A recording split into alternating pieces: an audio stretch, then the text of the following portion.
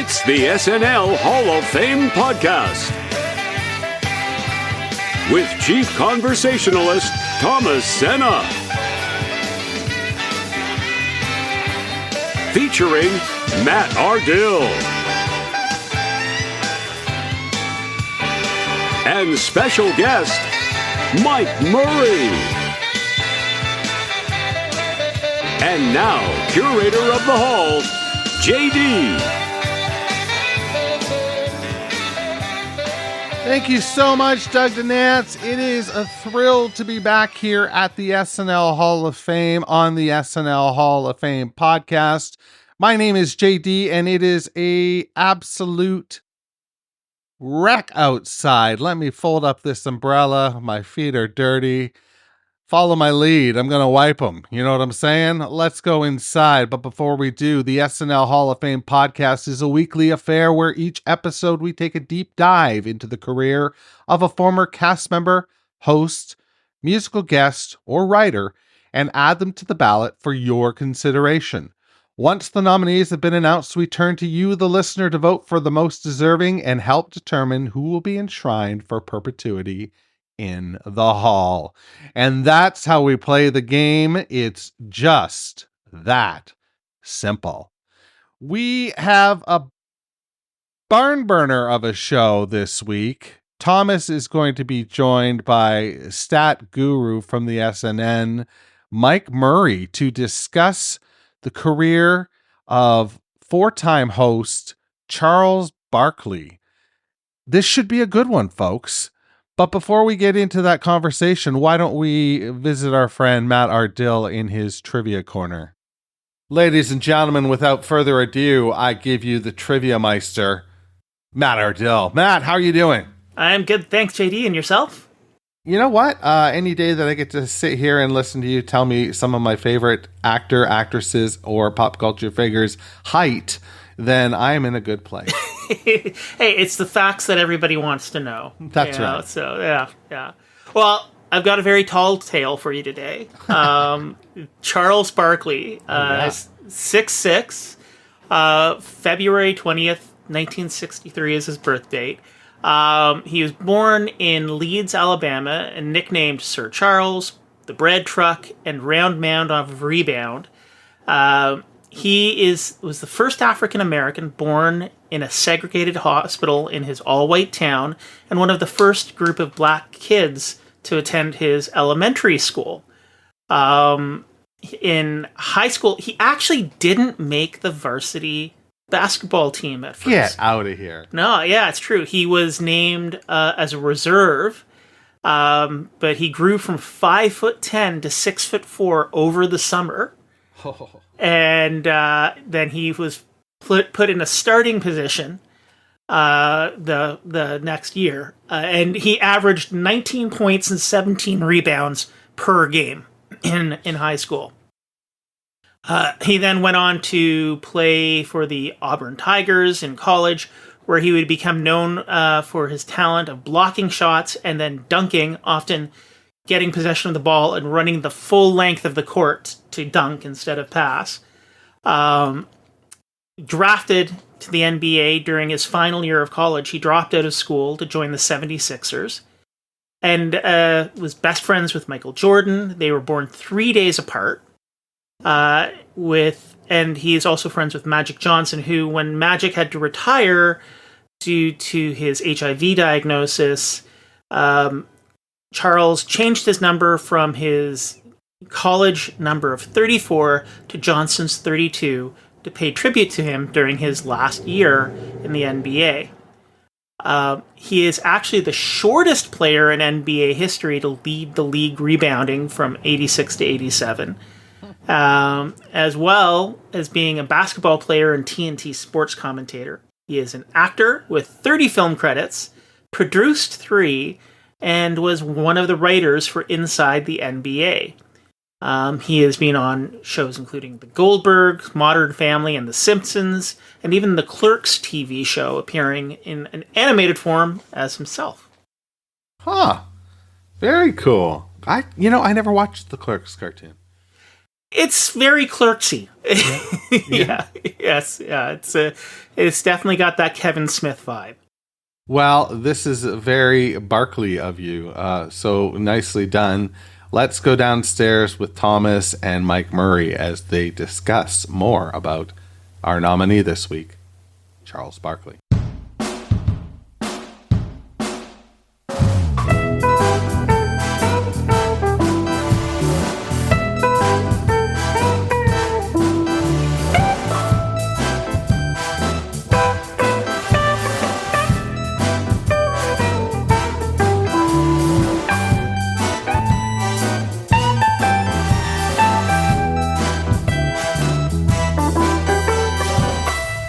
All right, Matt and JD, thank you so much and welcome to another discussion about a great nominee here at the SNL Hall of Fame. A fun one, an interesting one, I would say an unorthodox nominee for the SNL Hall of Fame. Of course, we were talking about the one and only Sir Charles Barkley today for the host category.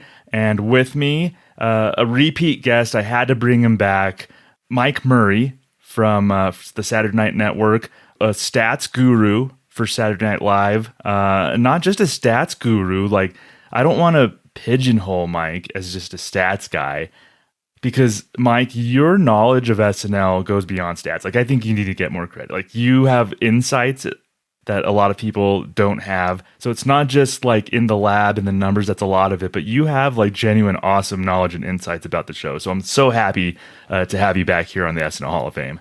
Thanks, Thomas. I mean, great intro right there. What do I say? I'm happy to be on this show with you. I think you're one of the best SNL podcast hosts out there. So for me to be with you talking shop about basketball, about SNL, what could be better than this? So thanks for having me back. Yeah, absolutely. I hope Brad and Gary from the Not Ready for Primetime podcast heard you just say that. So we need to cut them down to pegs.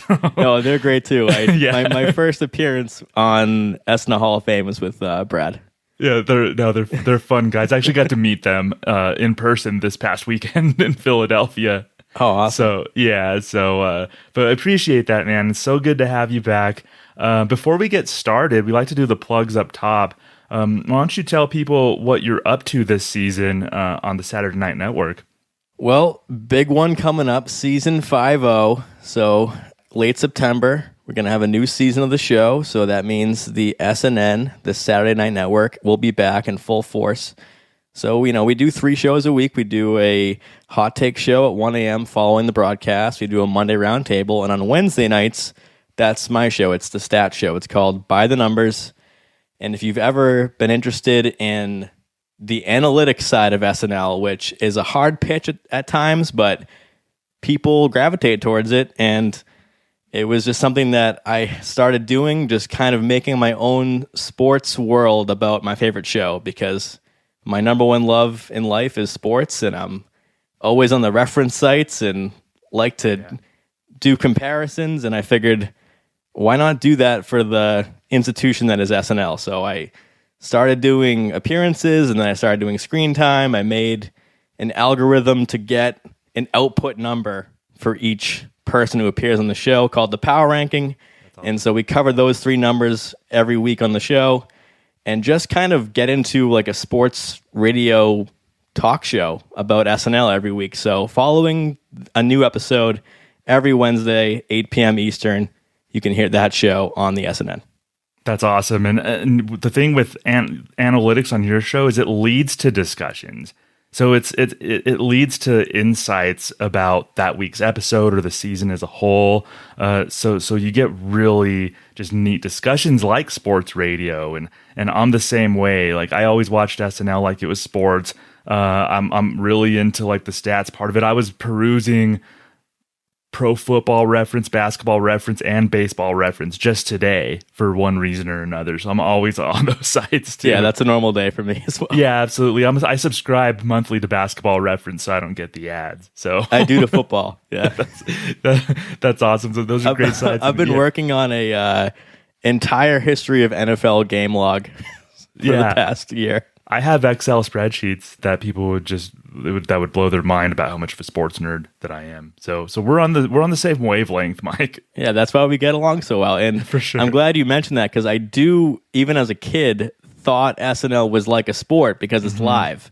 So, I've said before that, yeah, it is cool to know how much screen time like Chewbacca got in Star Wars, but like it's edited. Like this is live. Exactly. Things are being cut at dress. Things are being cut for time live during the show. So if you don't make it on that night, like that's a 0. But like if what if all 3 of your showcases make it? Like, wouldn't you want to look back? I mean, this is the SNL Hall of Fame and say those are your Hall of Fame episodes, just like games or seasons. Yeah, precisely. And we didn't do this on purpose, by the way, but this is the most seamless segue I think that I've had in a long time, comparing SNL to sports, because today's nominee, Charles Barkley, of course, former NBA player, current, well, I guess that's maybe a little up in the air, but he was on inside the NBA for 24 years. But I guess now we'll see what happens heading into next season. But Charles Barkley, known as one of the great characters in NBA history, even while he was still playing, he was known as kind of an off-the-wall character. He's pretty short for his position. They called him the round mound of rebound, played an aggressive style, outspoken guy. So people knew all about Charles Barkley. So I'm wondering, Mike, like, when did you take notice of Charles Barkley? And what's your basketball fandom like?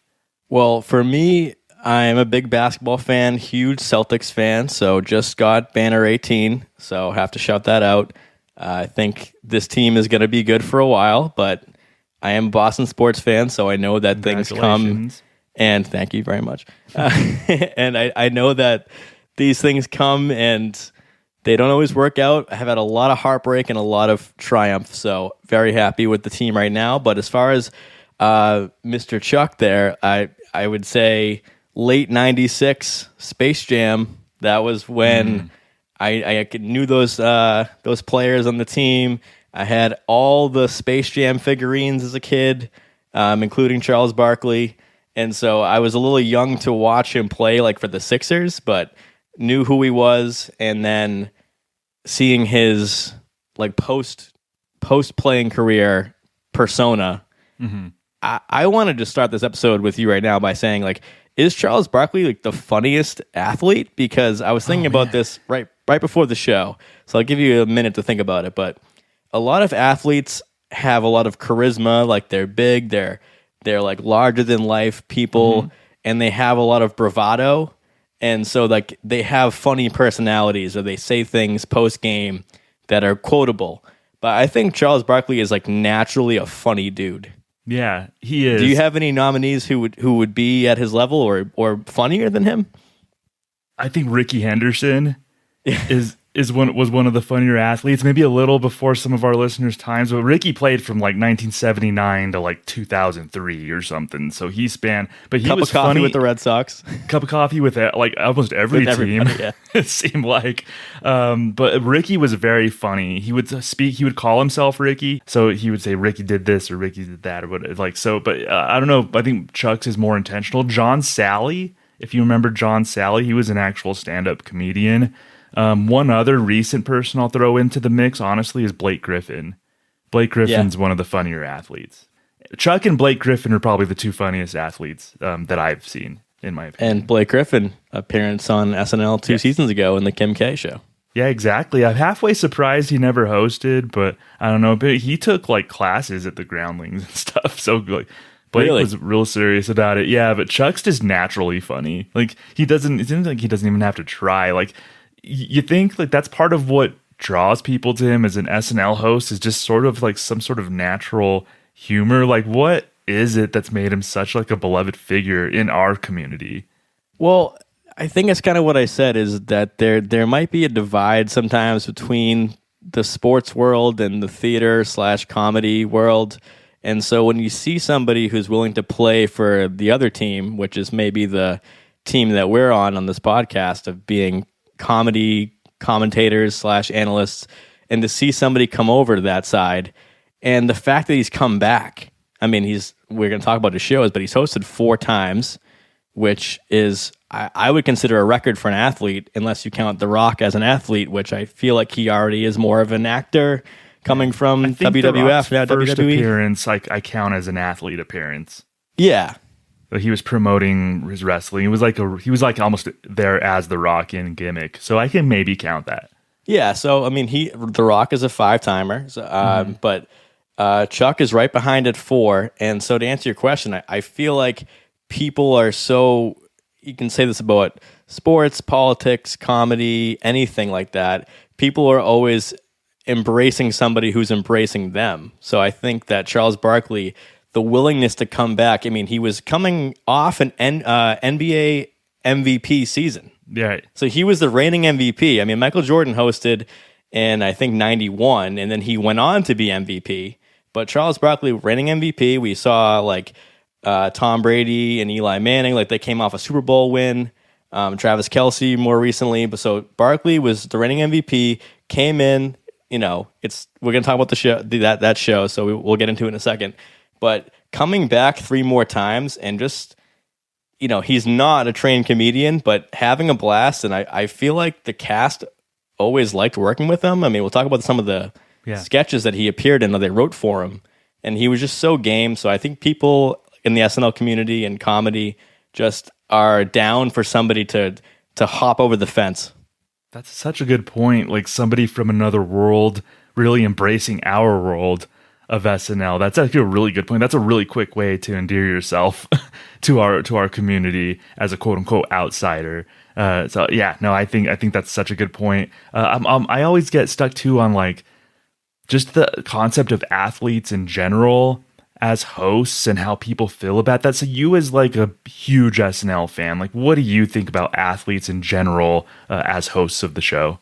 Honestly, I love it. Not because I'm a sports fan. That does help because usually I know the person before they host, whereas maybe people were watching one night and JJ Watt was on the screen and they're saying, who the hell is this guy? But so that helps that I know the people. But I think one of the best things about SNL, and you can quote me on this, is having not just comedians host the show. I think that if it would be a great show if every week it was a hot stand-up or someone promoting a comedy movie that's coming out, but having other areas of entertainment come in is the beauty of the show. So we don't get it every season. We don't, of course, get it multiple times a year, but when we see somebody like that come in, it just brings us a certain energy.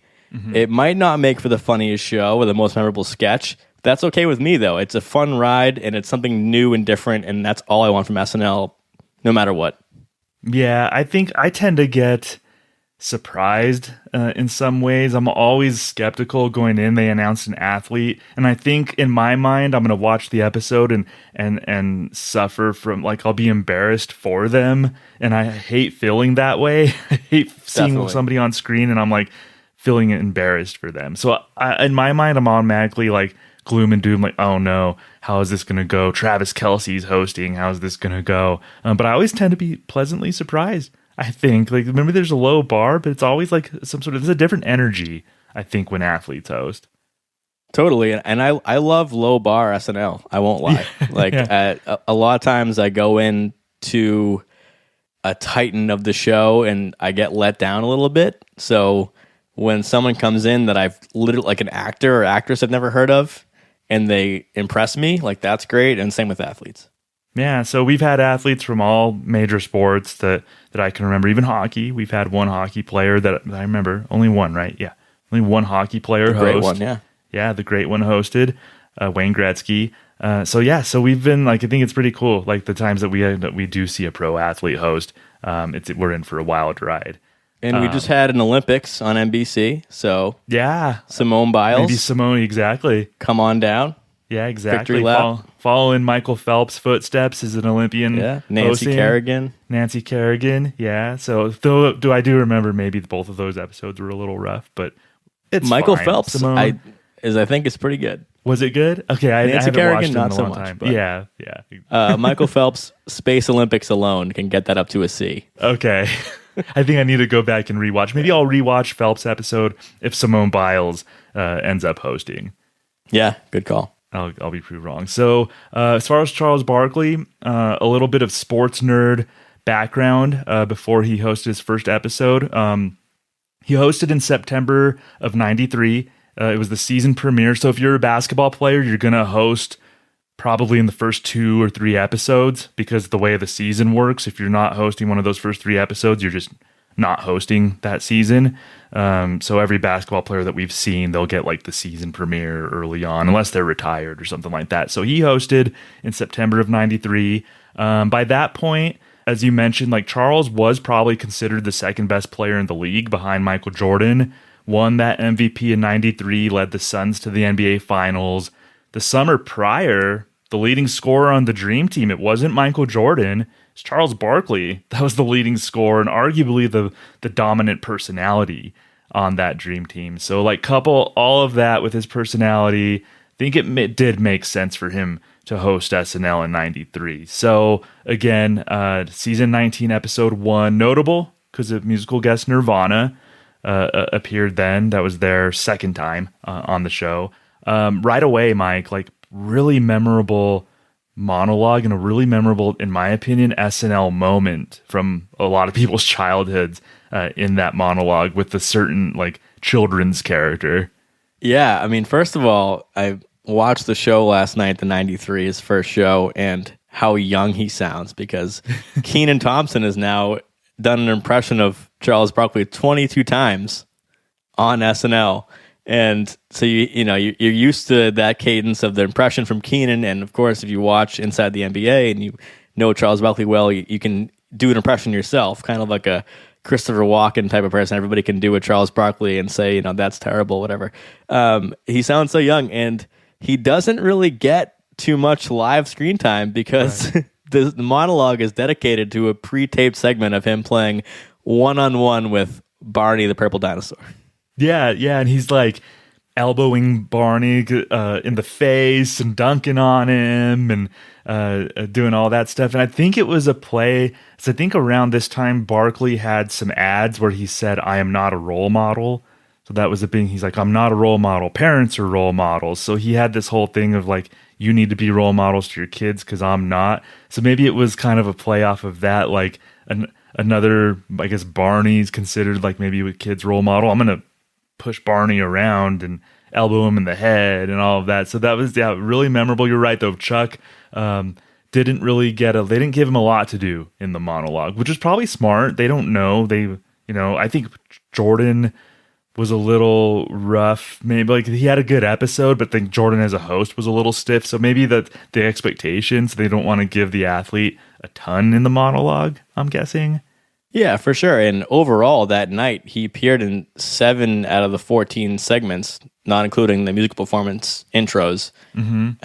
And I will say, I think the best part of the show was Nirvana. So I was going to shout out the first time I listened to SNL Hall of Fame. Thomas Senna, the man himself, was the guest talking about Nirvana. So had to shout that out. So yeah, Nirvana was really memorable in this episode. Is there something, sketch or anything that sticks out as far as Charles Barkley and his first time here on the show goes? Definitely the one that seemed like they could use him, and we'll talk about his later shows where they put him front and center, but the first episode, which like I mentioned, there are like a handful of segments, half the show, of course including Cold Open and Weekend Update, that he did not appear in, was the Stuart Smalley Daily Affirmations, because they just kind of let him be himself, even though they did call him Charles B, who plays for the Phoenix S's. So that got a laugh out of me. And Muggsy Bogues comes on, and he joins the sketch, and it's a classic, Daily Affirmations with Stuart Smalley sketch, but it seemed like he was comfortable with that. So I guess since, you're the best basketball player in the world, and I guess you've won a lot of championships.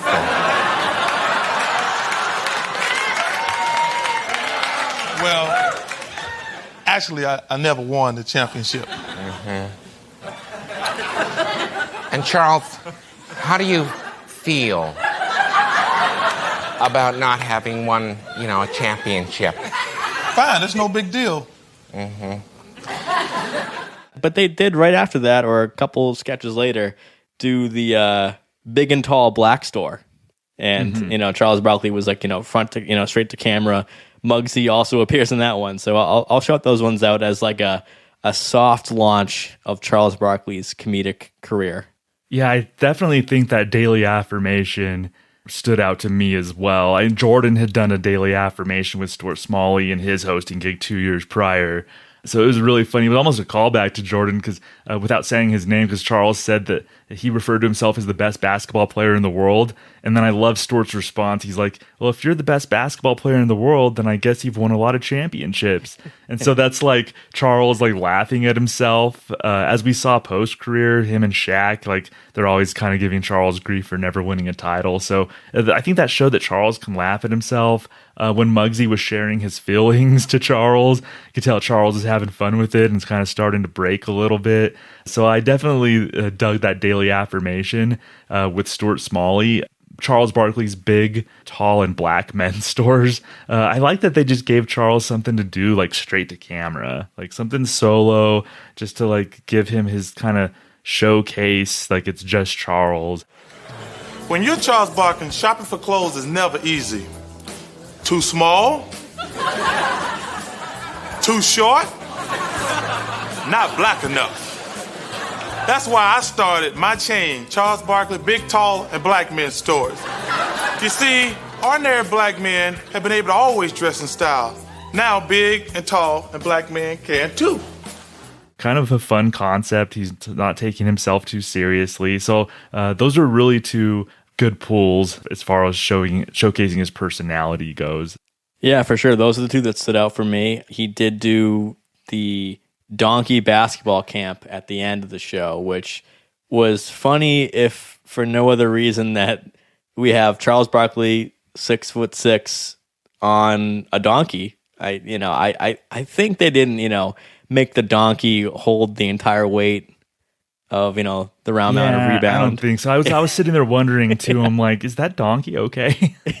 But the donkey does lose it a little bit, and that it's classic SNL live animal moment where everyone in the house and on set is laughing. So that was a good way to end that show. Is it Tim Meadows' donkey that just starts walking away? Yeah, I think there's I think 4 donkeys on set. Yeah, and I think it's probably an old comedy rule that just like a group of people sitting on donkeys is just a funny visual. They recreated it. There was the political sitting on my donkey political talk show that they did in the late 90s that was really funny, and I think just that visual of people sitting on donkeys, like time-tested classic. And I'm a huge fan of donkeys. I think that they're very underrated. Animal in general. Yeah, that's a hot take here. Donkeys are underrated. I like it. Yeah, I would love to have a pet donkey. I mean, he'd probably live in the house. Yeah, they don't name enough sports teams after donkeys as well. Also true. Maybe hot take as well. So I think that this first one was just kind of testing Charles's comfort level. Like I said, they gave him like one straight to camera. He was in a Gap sketch, so he was in like a recurring along with Stuart Smalley, another recurring character. So like a decent, like kind of endearing for a current NBA player to be doing something like that. And very similar to what you mentioned about The Rock's first show, just kind of testing the waters, and also because the Gap sketch. And we also got to keep in mind, this is season 19. So this is that 4th season with the Farley, Spade, Sandler, Meadows, Schneider, like that group. So like the viewers at home are kind of expecting these sketches, and they're fitting in Charles Barkley to them. So at the Gap sketch, he comes in at the very end, it's, he comes in drag, and it's like a punchline. Mm-hmm. And then the Rob Schneider out of Africa, like you can put your weed in this. He comes in at the end as the police officer. So it's kind of just like, okay, well, the sketch could have been for anybody. Let's put Chuck in at the end. Yeah, and that's okay with me, because much like The Rock show, it was like a WWF promo show. So this was kind of just, let's have some fun with Charles Barkley on set. It's always funny to see somebody who's much taller or much different than the cast. So that's fine with me. Yeah, play around he was 30 years old. He was still in the league for 7 more years. Yeah, good shape. He was in good shape, by the way. Like, I think that was his most slim as an NBA player, too, because he was maybe a little chubby in Philadelphia sometimes, but like 93 Charles Barkley, like skinny guy in good shape. So it was back in the time, too, like the conventional thinking, it seemed, especially like on SNL, was if you're a big macho guy, you're gonna win people over if you dress in drag. That was the whole thing. Like if we got like probably an action star, an athlete, it's like, we put him in a dress or something like that, and it's gonna get laughs. So I think they leaned into that a lot around that time period, especially. Yeah, and that was for sure popular at that era. I mean, look at the Gap sketch. It's Sandler, it's Spade. Yeah. They did that. They did that a few times. That guy was the Gap. That was the 4th time they did that. So they had already been doing those characters. So to have, okay, let's bring in the big NBA player to join them. It's just, low hanging fruit for the show at that point. September of 93, first hosting gig. Pretty fun. It took a while for them to bring him back. He retired from basketball in the year 2000, but it took another 10 years almost for Chuck to come back. So it was season 35, episode 11, January of 2010. And again, like some more NBA themed stuff. He's involved in recurring sketches of the time. So he's playing with this cast of 2010 and kind of getting involved in their sketches and their nonsense. And this one might have, like, maybe, in my opinion, maybe his best performance in a sketch out of his 4 times. Just a little teaser. But is anything in his second hosting appearance that kind of sticks out to you? Well, this one notable now. He's 46 years old. The episode was delayed 35 minutes because of the Cowboys-Eagles NFC wildcard game. Cowboys won, and they referenced that in the monologue because they're delayed. Now it's not Saturday Night Live, it's early Sunday morning live at this point. And that was funny. I will point out, I have to point this out, he did cite some SNL stats in the monologue. He made fun of the show because they had like almost no black hosts for a long stretch. And he does call out Dwayne Johnson as being partially black to count him in those stats. So whenever I hear a host do some stats, I have to mention that. But for that, he gets to be in a whole new playground. Now we're in 2010, so we're in this maybe 3rd golden age of SNL with Sudeikis, Wig, Sandberg. It's near the end of that era probably because they came in 05, 06. But he gets to be in a MacGruber, so he gets a 3-part run pre-tape. And I'll just start with that because... Or Darrell. Yeah, Darrell. It's Daryl. So I'll start with that because it's fun to have. We had Betty White come after this show, and she did a MacGruber as well. And another sketch we'll talk about, I'm sure. But that was... I'll start with that one. I mean, the MacGruber is racist as a concept was just... funny anyway, but to have Charles Barkley there made it way funnier in my opinion. Okay, don't worry, gang. And when I say gang, I'm not insinuating that anyone here is a Crip or a Blood or in any other black gang. Or white gang. Well, whites could have gangs too, right, Terrell? It's Daryl. Sure enough. But look, if there's one thing I've learned from the sensitivity training classes that I was forced to go to, it's that regardless of the color of our skin, we can all work together. 10 seconds, MacGruber. Okay, Vicky, hand me that screw. You got it, MacGruber. Okay, Darrell. Respectfully, hand me that pen. Which pen? That one, right there. I can't tell which one you point at. Be more specific. That one, the African-American pen. What? Sorry, the Negro pen? Negro-American pen? Just call it a black pen. Oh, so now it's... Just seeing like the steps by the end, MacGruber had gone to like some sort of counseling or racial sensitivity training, and he's just like he pretends to be Zen, but then at the end, the racist nature of MacGruber just comes out again. But like Charles is just like you could tell like the thing. I think this is a good reason why he's so endearing is because watching him in this sketch, it seems like he gets the humor. He gets why this is funny. He gets the show. Part of him like understands what's happening in the MacGruber sketch and why it's funny. So I can kind of get the sense that Charles has a good sense of humor and knows like why this is funny. Totally. And to go off a point you mentioned earlier about why he's a funny athlete is the self-deprecation because I can remember back then when the first video came out of his golf swing. And if you've never seen that video, it's basically, like a lot of ex-athletes who get into golf, and he was one of them. And his golf swing is basically him doing a backswing, coming up, pausing, and then hitting the ball. And that was shared all over the internet. We're going back, this is even pre-2010, but he did do a sketch with doing that.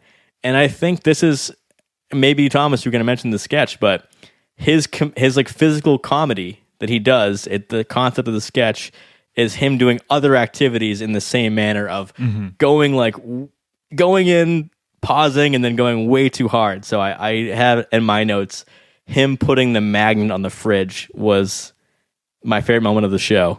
No, that was outstanding. And he's just so good. He's really good at knowing his brand, or knowing why people like him and why people think he's funny. And part of it is he knows he has a jacked up golf swing, so he leans into it. Might as well, right? Let's lean into it, make fun of myself. And yeah, that the Haney Project, that's what that sketch was called. Like, yeah, it's just total self-deprecation, but he's like, we're all laughing together. Like, we're not laughing at Charles, and like he's laughing with us. So and he really did that. He really got the swing coach. Yeah, in real life. He really did. Yeah, I've seen him swing a golf club in person right before my eyes, and it was jarring. I knew I had seen video of it, but we went to a celebrity golf tournament, like in Lake Tahoe every summer. So we went in 2010, like maybe a few months after this episode, and we saw Charles at one of the holes, and I took video of it, and it was just like a sight to behold. So it is even more jarring in person to see that swing, man. That's a great, like, 2 truths and a lie, or icebreaker, is that I saw Charles Barkley's golf swing in the flesh. And it scarred me for life. So, but yeah, Charles makes fun of it. He made fun of himself too in a sketch, the very last one, Barkley's Bank. So he kind of made fun of his gambling proclivities in that one, which is a really great premise, Mike. Barkley's Bank. For over 300 years, Barclays has offered products and services tailored to meet the specific needs of its customers worldwide, with investment strategies that span the financial spectrum. Boring. Hi, I'm Charles Barkley. If you're looking for a new way to manage your money, perhaps you should try Barkley's Bank. At Barkley's Bank, it's simple. You give me your money, I promise you 2 things. I'm either going to double it or I'll lose it all. And that's a promise. Yep, that was the other one I wanted to mention because of this quote alone. Give me your money, I promise you 2 things. I'm either going to double it or lose it all. That's a promise. And then he only asked, 2 questions to them? Yeah, what's your favorite color, right? Yeah, and then, I think they said, blue or something. And then they said, what about between red and black? Just between red and black, yeah. So yeah, he did take outside things that if you've never heard of Charles Barkley, they're funny. But if you're familiar with what makes him funny, even at his own expense, he leaned into it. So I think the second show is what makes him a returning host for 3 and 4, but also just solidifies him as like, this guy can do this.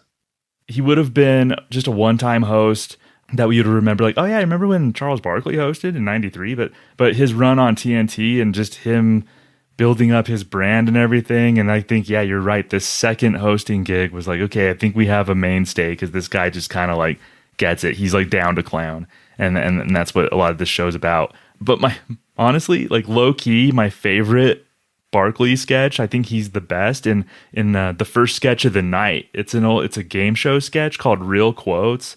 The next famous line is from the film A Few Good Men. It was famously delivered by Jack Nicholson, and the line is, "You can't handle my privates." Incorrect. Be that as it may, you cannot handle them, so keep your hand to yourself. No one was asking. You can never be too safe, Reg. It's an old SNL trope of a game show with bad contestants.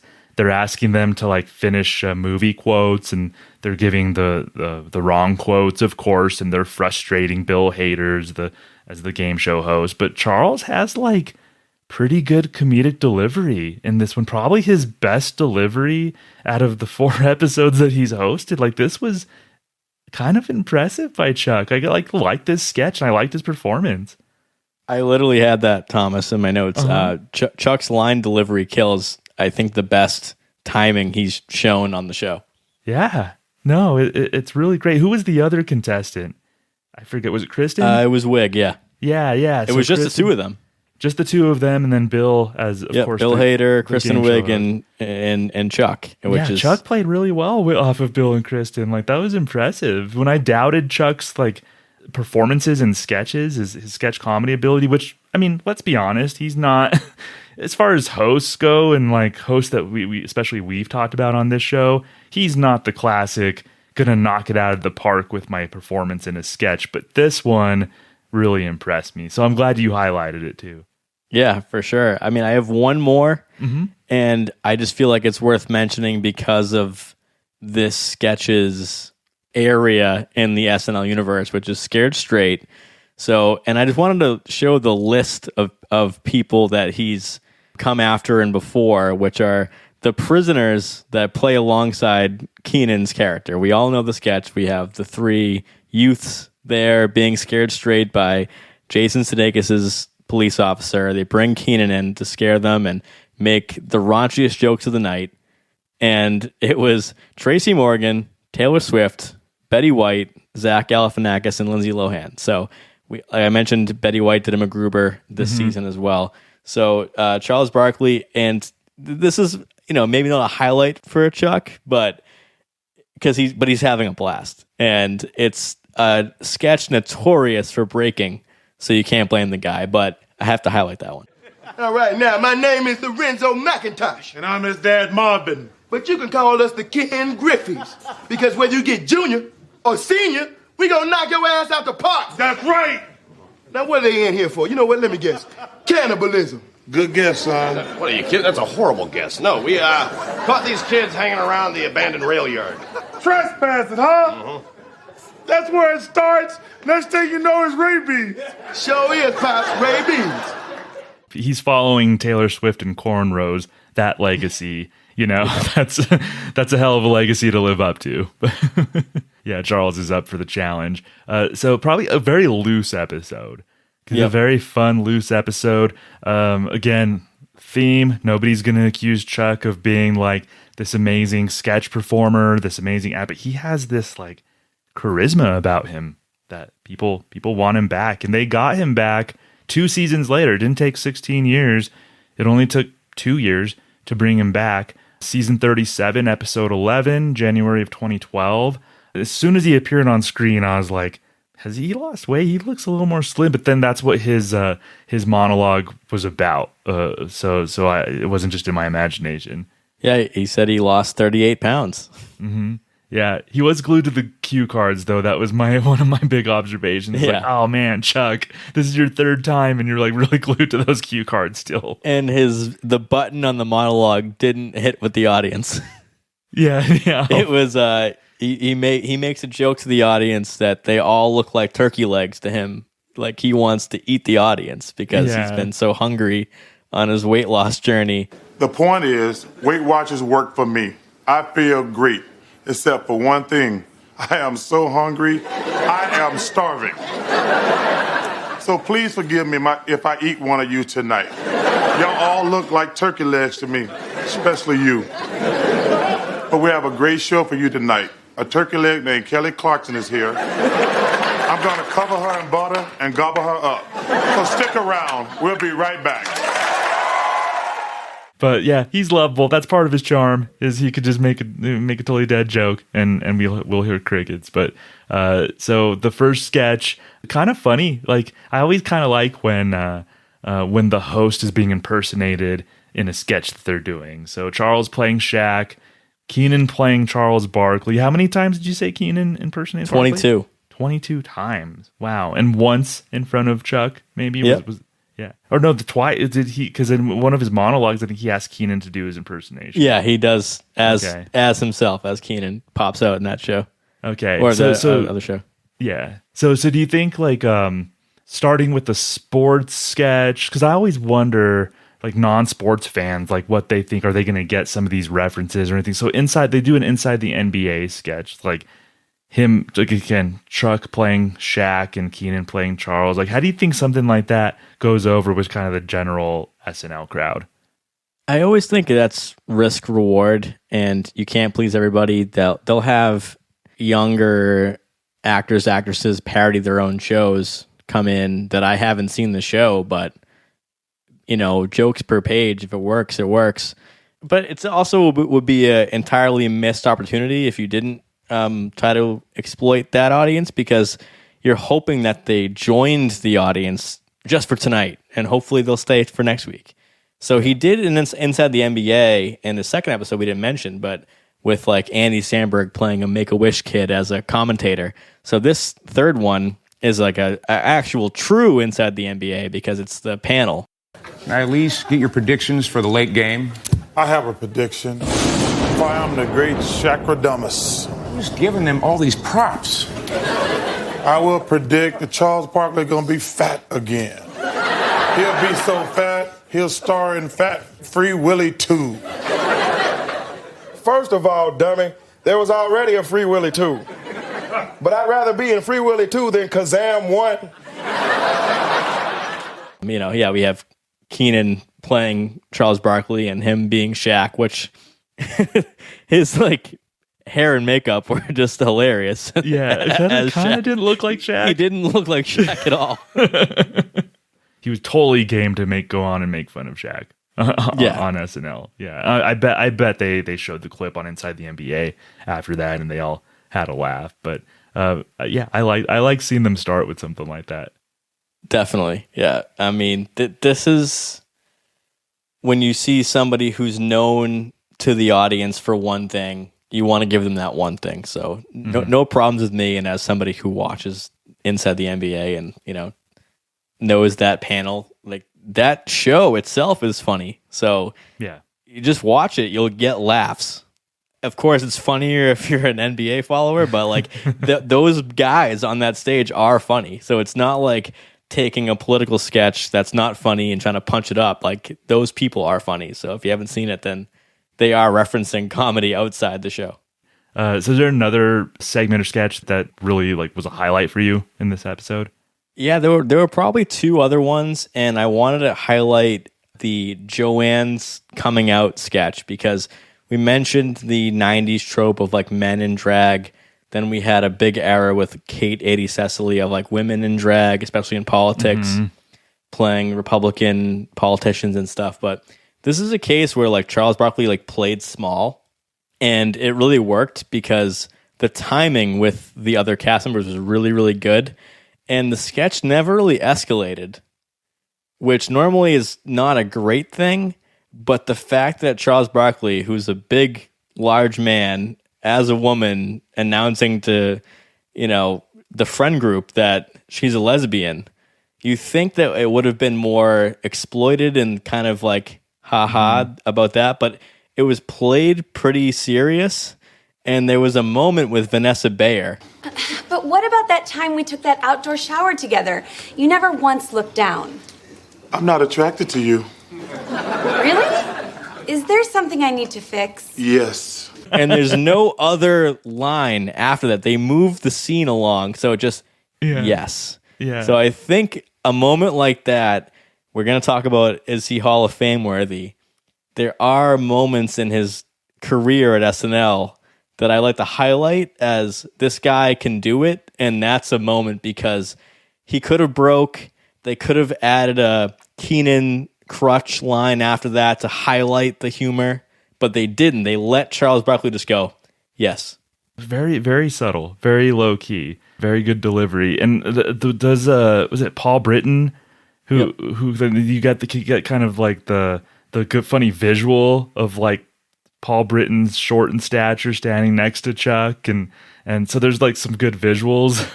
Yep, he was the boyfriend of Joanne. Yeah. So, yeah, Joanne's announcement, that one stood out to me. But I have a feeling you're about to say my favorite from the night, but I don't know. We'll see if we're on the same wavelength here.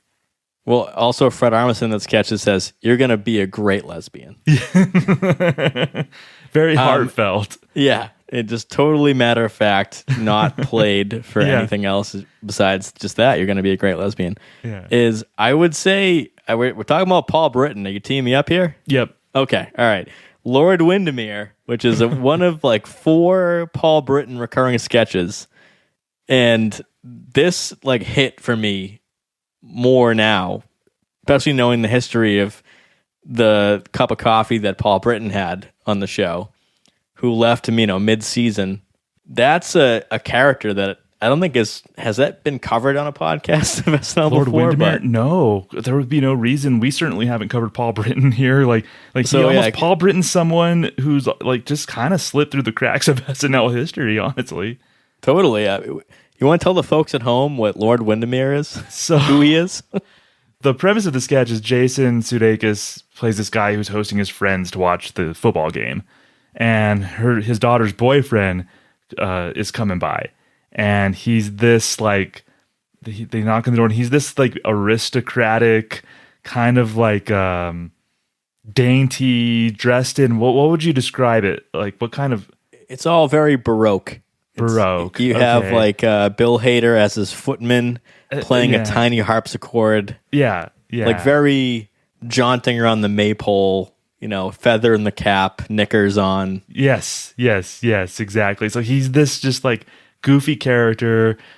He wants everybody to call him Lord Windermere. I think his name's something else. They call him a different name, but he wants to be called Lord Windermere.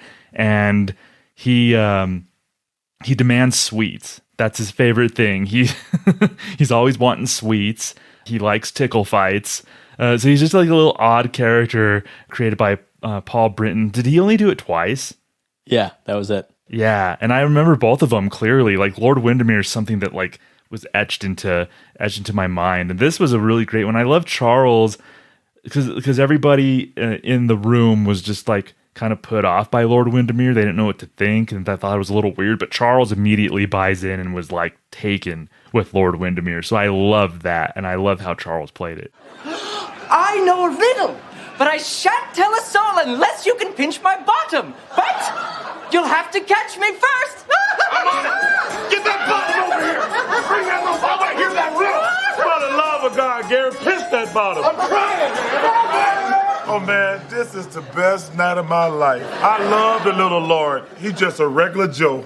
A regular Joe? And that's also the nature of that sketch is Sudeikis is like the girlfriend's dad, and he loves him. He loves him. Yeah. Already, that's the premise of the sketch is you think the trope of meeting your girlfriend's father is going to be tough. There's going to be some machismo and some nervousness. Is that this little guy prancing around, and Sudeikis can't get enough of it, and so Barkley plays as like the extension of him. Yeah. As like you got to pinch his bottom. And he's running around. I'll have a riddle for you, but I won't tell you unless you pinch my bottom. And he starts running around, and like Barkley wants in on that. So the other two, Sandberg and like they're just trying to watch the game, but yeah, Barkley's all in. He's all in. I love when Barkley says, "I want to hold him." Just as a matter of fact, that like gave me a nice, like, real genuine laugh. And Chuck's just like, "I want to hold him," and Paul Britton's so small that he could. And Sudeikis just yelling at Andy Samberg, who's his son, "Why don't you go get Lord Windermere some sweets?" And he's like, just the whole is this cast like this. And what's the other Paul Britton that I like? Sex Ed is another. Yeah, that Paul was Britton. his one that he did the most. I love that one. So that's if anything he's known for, it's that. But this one is a hidden gem because is it the greatest sketch ever? No, but it has a joke and it hits you with it, and I like it. And most importantly, I think Chuck is like genuinely good in this sketch too. And trying his hardest, I think, out of all the sketches he's been in to not break. Yeah, that's surprising because it seems like once per episode that he'll start breaking, but it didn't happen in Lord Windermere. That's kind of crazy. It seemed like he knew why this was funny, and he's just down to clown. Because at one point he does hold Paul Britton, Lord Windermere, and of course you have large NBA star Charles Barkley holding this small man, and Charles Barkley is doing everything he can to not just lose it. That was the highlight of the episode for me in terms of, I think it was just the best sketch, and it was Charles's best performance in a sketch. Nice. I'm glad you liked that one. Yeah, no, it's great. Yeah, absolutely. Love Lord Windermere. Yeah, not much else. Like, they had one where he played a character called the Dong Father in the 17th Annual Adult Video Awards. Is basically the whole sketch was just the in memoriam at these Adult Video Awards. But yeah, I mean, SNL obviously liked him. He had a fun episode. Again, a very loose atmosphere. They're an 8H that night. 6 years later, Charles is back for more. Season 43, episode 14, his fourth and most recent appearance. So it's been going on 7 years now, 6 or 7 years since he's been on. There was actually, you know what, especially like the run at the end, I thought was really good. Like, but what first stood out to you with this episode? This one is fresh in my mind for sure. I have to say, the previous one we just talked about, a friend of mine went to that taping. And so I texted him this morning, and because he was at the after party, and I said, like, "Oh, what did you remember from Chuck at the after party?" And because he told me a couple months ago, I had no idea I'd be talking about Charles with you tonight. And he just said that he sat at the bar the whole after party and was surrounded by models, and they were doing tequila shots all night. And Charles Barkley kept telling them, "I have to be in New Orleans tomorrow or cover a Pelicans Mavericks game," like, and that just played out the whole after party. So little inside baseball, but shout out to Dylan for the story. Thanks, Dylan. This season 43 one, this one is interesting because they lean a little political in this one, right? A little bit, yeah. There's a couple concepts that Charles Barkley seems very game with, but it's because of the LeBron James shut up and dribble controversy when he spoke out about something, and he got that comment about like just play basketball, and that was a big thing going on in the whole sports world. This is around Kaepernick time, kneeling for the anthem, and so he says, and it's a perfect Chuck quote, "I've been saying whatever the hell I want for 30 years. I'm hosting SNL for the fourth time for no reason." That was his tee up, was like, for that more politically charged episode for the fourth, when his previous three were mostly silliness. He does that. They do like a Me Too style sketch with the Grabby Awards, where it's all about actors who are handsy on set and giving unwanted massages and stuff. And the co-host, the male co-host, is like Beck Bennett, and he gets replaced by by Chris Redd, who gets replaced by Luke Knoll. And Charles Barkley plays Tim Franklin, who's wearing not a Time's Up pin, but a Tim's Up pin. Oh, gosh. And then there's one other one I'll say is the Ned's Roachaway. Did you want to talk about that one? Yeah. So Charles plays a guy named Ned. He's the pitch man for his product, Ned's Roachaway. And it is very very socially kind of aware sketch. So he gives basically quote unquote good roaches guns to take care of the bad roaches. So forget about those sprays. Roaches just drink that stuff up like tequila. You might as well put it in a piñata and throw those roaches a party. But with Ned's Roachaway, the party's over. Now, some people might say, but Ned, wouldn't gun-carrying roaches just add to my problem? That's so dumb it makes me mad. My vetting systems make sure only the best, high-character, God-fearing roaches can carry guns. It's time to go to church. And none of my roaches are gay. And for really bad problems, you need Ned's Roachaway Max with bump stock. There's like commentary on the discourse after there's a mass shooting, like a good guy with a gun could have taken care of it. And so that's like the play on that, which I found interesting because Charles will speak on politics a little bit, but I've never really seen him get involved with something so like politically heavy in its message, like something like that. Because something like Ned's Roachaway did have like a clear perspective and voice, I think. And it was a funny sketch. It was all like animated little roaches holding AR-15s. And the people in the house would be going about their day while they would hear just these gunshots going off, as in the good roaches are shooting the bad ones. And they hit you with the button at the end that Ned's Roachaway is, NRA. Yeah. And I admit, like, I kicked myself. I was like, I should have picked up on that right immediately. Then at the end, I was like, oh, come on, got to be more of an astute viewer of SNL than that. So I was kicking myself, Mike, after that. Yeah, that one I completely forgot about. So, maybe in the consciousness at the time, they had these like 3 in a row, political type of things, or at least like social issues. And then he had that pre-tape in the can that they had, which was actually funny. But the next one was the homework hotline. Yeah. Him playing off Mikey Day, who has a striking resemblance to like Jim Henson as the puppeteer. I think his name was Bobo, was the puppet. And it's all just sexual innuendo that he's hooking up with the puppet, which I think has been done. But it was funny with Charles Barkley, like literally having to carry that sketch. It's really just him and a puppet and like callers coming in. And he has to play oblivious at first, and then he's like gets wise to it and is like, hang up on them. So yeah, there was a third one though, as far as like social conscious kind of sketch. What was it? Kind of in a conversation, probably even still, but especially at the time. He was in a sketch with Alex Rodriguez, and then Keenan playing a former football player. And the sketch is basically about how harmful the effects were of playing football. Yeah, so they're that's asking like the CTE conversation. Yeah, exactly. So they're talking about, like, Charles is talking about how hard basketball is, how grueling it is, and then Alex is saying how grueling baseball is, and then Keenan's like obviously affected by CTE. So that's like kind of saying something too. Like, these sketches are kind of getting involved in a lot of like the discourse that was happening. And yet they found a way for Charles Barkley to be a good player in all of them. We talked about, I mean, at least I did earlier, about him kind of just being shoehorned in for a laugh in the earlier ones where he's leading these sketches and they're hitting. So maybe it's a commentary about modern SNL and he happened to be the host, but he did a good job with it. Yeah, agreed.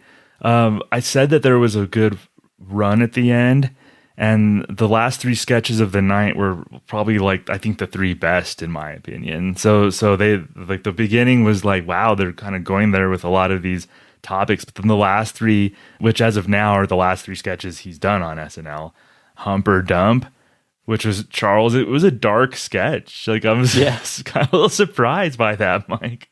Right, it's like the classic dating show sketch, but all the commentary just comes back to, rule of 3. Charles Barkley is the 3rd contestant, and he just keeps doubling, tripling down. If you don't pick me, I'm going to kill myself. Yeah. That was the joke of the sketch, and they ran with it and made it funny.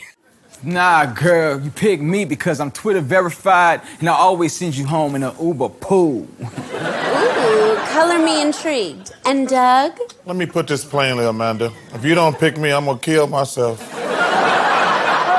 I'm sorry, I don't think I heard you right. Yeah, you did. I'm gonna kill myself. I came to win, and I'm putting all my chips on the table. Hey, come on, man. That's not cool. I mean, you can't put that on her. If you're battling depression right now, we can get you some help. I'm not depressed. This is a game show. I want to win. Is he allowed to do this? No, of course not. Because he was just saying it so matter-of-factly, like, oh, that's just what I'm going to do. And then his justification was like, he's in it to win it or something. So, like, that was his strategy. Yep. That was completely strategic. Maybe they put that in there to soften the blow a little bit. Exactly. Yeah. I think he turned to Chris Redd because Chris Redd says, "Oh, I'll kill myself," and he goes, "Well, how are you going to do it?" He's like, "I don't know." He's like, "See, this guy doesn't know. He doesn't know. He's never thought about it. He's just bluffing." Yeah. And Charles, he was kind of like straight face, pretty decent characterization of somebody like this. So I think that was a fun one by Chuck. The next one, the construction workers one, might be my favorite sketch that Charles was in, though he's part of the ensemble, but just as an overall sketch, it might have been my favorite one that he was involved with, like, across all 4. It's up there. All right, I want to hear your commentary on it then. Okay, so basically, like, these construction workers get into a conversation about what they would wear if they were women. And so I think Beck's the only one that's kind of resistant. Well, all of them are they're kind of like dipping their toe in the water of the conversation. And then all of a sudden, like, the 3 of other ones, including Chuck, kind of get more into it. and Beck's still trying to fight it. But I just love how they ramp up. Like the escalation is them kind of saying like, yeah, I've kind of wondered what, if I was to dress elegantly like a woman, what I would wear. And then it turns into them like having specific ideas of what they would wear and what would look good on them and everything. So I just love the escalation. I thought they handled this very delicately and very in a clever way. So I was like all aboard with this sketch. Come on, guys. Let's eat roast beef sandwiches and talk about the girls we'd like to date around with, huh? Come on, we do that every day. Today we're exploring new avenues. You know, sometimes when I watch the Oscars on the red carpet, I'm like, how would I wow them if I were a nominated actress? I don't know, right? I think I'd wear a gown that had a large peekaboo hole in the back. I put a backwards necklace with a little pendant that comes around and float in the middle. I don't know. I'm just spitballing. Yeah, this is definitely like his ensemble piece because it's hard to make a pro athlete or a former pro athlete fit in the cast. Usually, we've seen it recently with like a really hot host and they make fun of or comment on how hot they are, or really tall host. Let's talk about how tall they are. This one was just like Charles, one of the guys. And so he was able to service the sketch more than comment on, hey, Charles Barkley's on SNL. Like, isn't that funny? That's true. Yeah, that's a really great point. And he added to it, like, and it was good timing. And Chuck didn't always have that, But I think in this sketch, it was just like he added to the tone. I guess he struck the right tone for what the sketch was asking for, whether it was by accident or not. But like he totally like fit in. It was like his true again. Yeah, his ensemble piece that he pulled his own weight in this ensemble piece. Yeah, and this might be a thread that we're getting to tonight, but it's the idea that Charles Barkley is not a comedically talented individual. He is a funny individual for sure, but gets comedy. And we've seen trained actors, famous people on the show who are in funny sketches, and I don't know if they get it. So the fact that he is involved in, like I said, servicing that idea. We want to talk Hall of Fame in the night here. Like that's something that would, edge him over to your ballot if you want to vote for him, is that he is bolstering this, not a passenger, as many hosts are in good sketches. Yeah, agreed. And then the night ends in a totally fun way. Maybe his most fun sketch that he's been in SNL. Last Call, one of those great Kate and Keenan sketches. Sheila Sauvage. Yeah, just Charles has the right amount of awkward energy for this to work, I think. Yeah, and that's something that I don't know if we've hit on hard enough tonight, is his charisma is so good. Like he's such a likable person. If you dig into his backstory, like he had a tough childhood. He really was, like Thomas said, top of the night. He was short for his position. Was a rebound king. He didn't make his team, and like all these different aspects of him, but he's a super likable guy. So when you put him now this could ultimately be, if he never hosts again, his final SNL sketch, and you have him paired with Kate McKinnon, Last Call, of course, 10-1 sketch, and it's everything you could want it to be. I gotta be honest, when I first saw you tonight, I thought, hell no. But now I'm not thinking because I'm drunk. Oh, yeah. And of all the men in here, you're the only man in here. Let's go back to my place and do missionary, huh? That's where you try to teach me English until you get frustrated and leave the country. I'd rather do the reverse cowgirl. That's why I put your cowboy hat over your face and walk you out back until you fall out the window. Ooh. You're bad, man. You're bad. My favorite part, like the showstoppers, and they put those things like from the dentist that they put in your mouth to like keep your mouth open. Because their lips are in the way. Yeah. He and Kate just start kissing, and of course you always get the funny like Keenan reactions to whatever's happening at the bar. Keenan turns to stone at the end. Turns to stone. This was just Charles just totally let his guard down.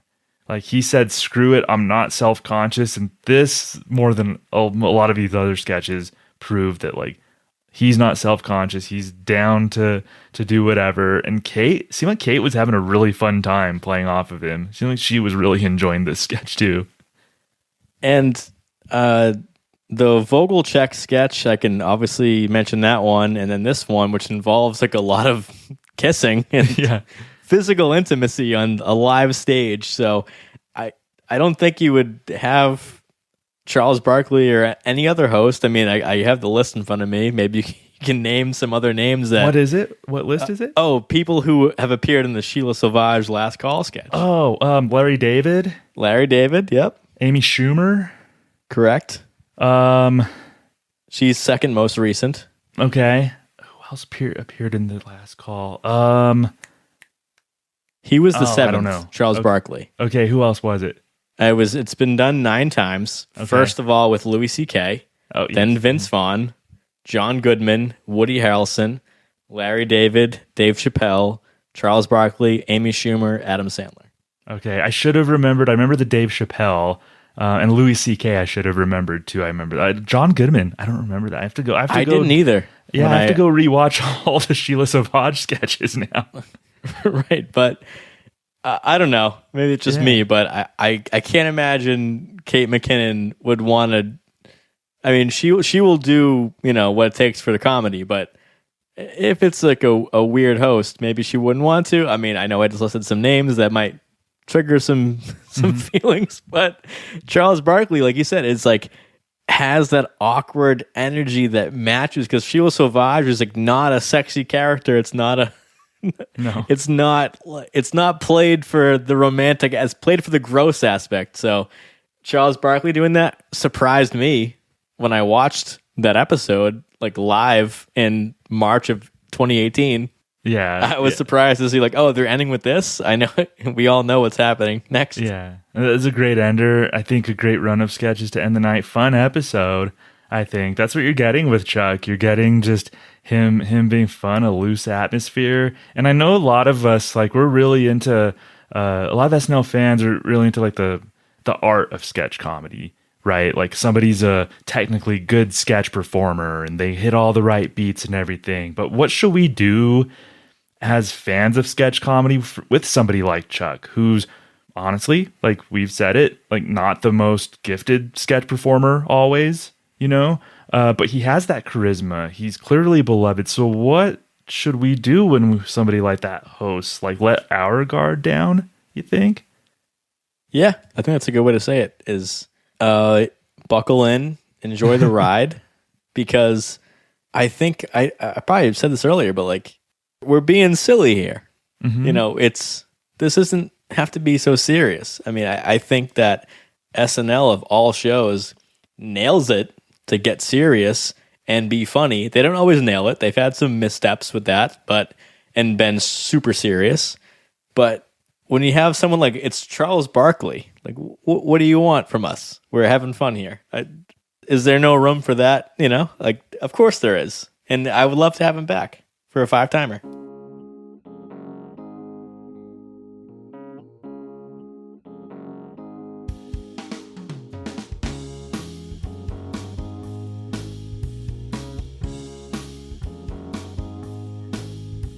So there's that. A great 4-time host, Sir Charles Barkley. Mr. Murray leaves us with a cliffhanger, though. Does he get invited back to become a 5-timer? Very, very interesting.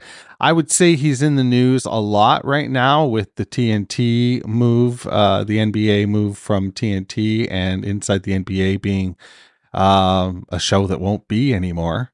And that's very disappointing because for me, who's not even a big basketball fan, that is just a very enjoyable show. Barkley is a big part of that. And if you didn't get that from the conversation between Thomas and Mike, then listen to it again, for heaven's sake. Listen to it again. We're going to go right now to a sketch. This is called Real Quotes, and it comes from a hosted episode by Charles Barkley. It's time for Real Quotes. All right, welcome to Real Quotes, the game show that tests your knowledge of famous lines of movie dialogue. I'm your host, Reg Barnaby. Let's meet our contestants. He manages the Blockbuster in Baltimore, Maryland, Sam Jefferson. Good to be here. So you manage a Blockbuster. I bet that's going to come in handy. If you say so, Reg. And from Tacoma, Washington, she's a school teacher, Rebecca Lumpin. It's so great to be somewhere, Reg. Okay. Well, let's play the game Real Quotes. I will read the beginning of a famous movie quote. First one to buzz in and complete it wins the points. First quote from the film Cool Hand Luke. What we have here is a failure to... Sam. Launch. Incorrect. But that's a movie. Oh, Failure to Launch is a movie, but it does not complete the quote. Seems like a gray area, Reg. Well, it's not. Rebecca, what we have here is a failure to... A failure to get along, but that doesn't mean we won't see eye to eye one of these days, so let's not burn any bridges and just agree to disagree. I bid you adieu, Godfrey. It's incorrect. The right answer was a failure to communicate. Oh, right, from Spartacus. No, from Cool Hand... Luke! That wasn't one of our quotes. Again, Reg, that's a gray area. The next famous line is from the film A Few Good Men. It's famously delivered by Jack Nicholson, and the line is, you can't handle... My privates. Incorrect. Be that as it may, you cannot handle them, so keep your hand to yourself. No one was asking.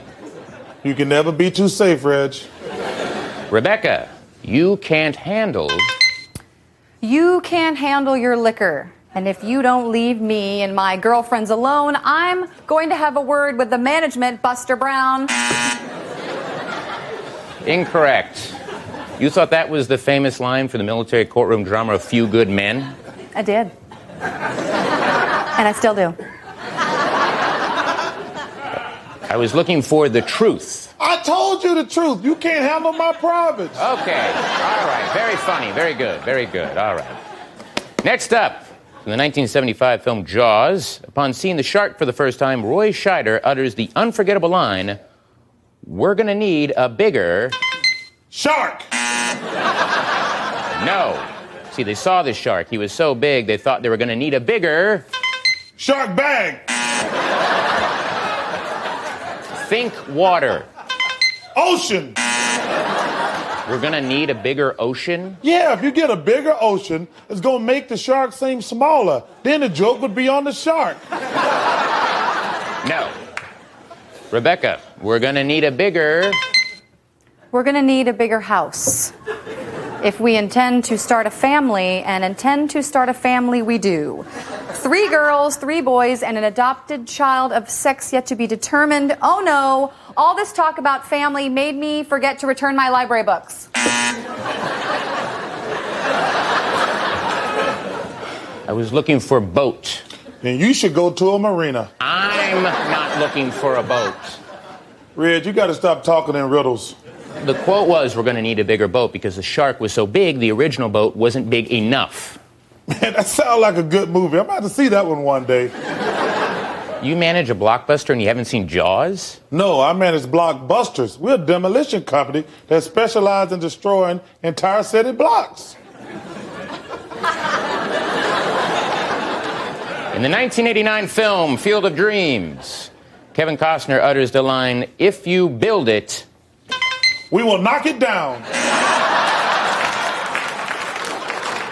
What? That's the slogan for Blockbusters. If you build it, we will knock it down. Look. Oh, very good. All right, that noise means it's the end of the round. You each have 0 points, but Sam advances because he seems to have a slightly better sense of what quotes are. Sorry, Rebecca. Sorry for what? Come on down, Sue. Come on. All right.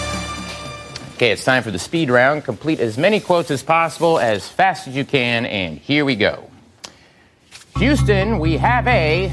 Arby's. No. I see blank people. 2 people, you and Rebecca. No. Life is like a box of dead people. May the force be equal to mass times acceleration. How do you know that? I'm not a dummy. I just haven't seen a lot of movies. Why don't you come on a show called Real Quotes? I actually thought it was about fishing. Fishing quotes? Yeah, like we're gonna need a bigger boat. All right, you know what? I'm done. I can't even tear it. Let's just stand here and wait for the buzzer.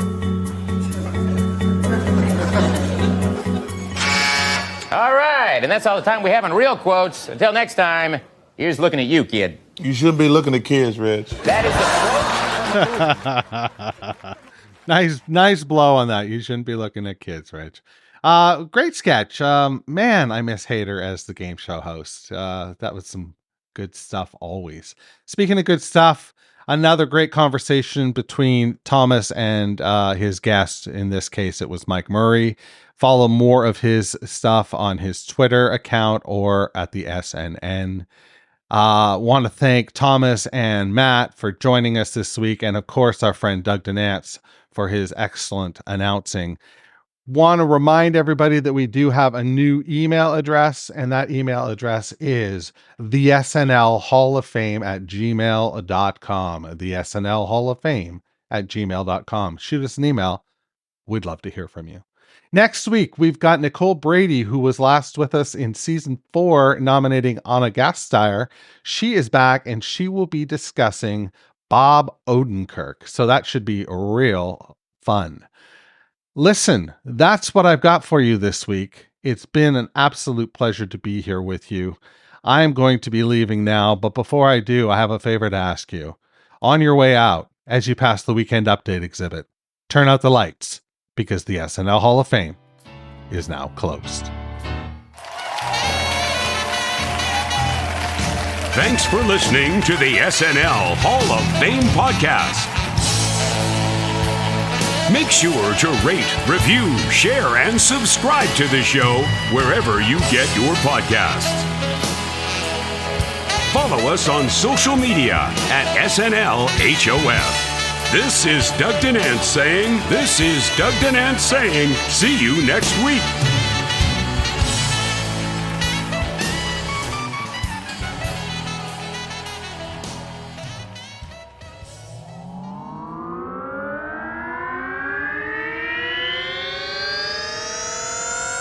To podcasts and such.